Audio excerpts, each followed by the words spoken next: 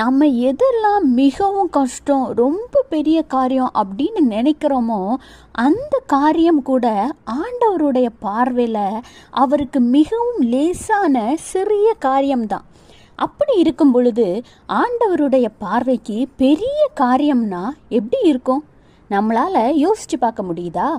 ஆனால் இன்றைக்கு ஆண்டவராகிய இயேசு கிறிஸ்து உங்களை பார்த்து சொல்கிறார், நீ பெரிய காரியங்களை செய்வாய்.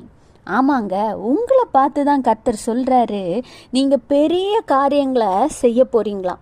கர்த்தர் சொல்கிறார் 1 சாமுவேல் 26:25, நீ ஆசீர்வதிக்கப்பட்டவன், நீ பெரிய காரியங்களை செய்வாய், மென்மேலும் பலப்படுவாய். கர்த்தர் பெரிய காரியம்னு சொல்லும் பொழுது அது நம்மளுடைய அறிவுக்கும் சிந்தனைக்கும் புத்திக்கும் எட்டாத பெரிய காரியம். அதை நீங்கள் ஆண்டவரோடு துணையோ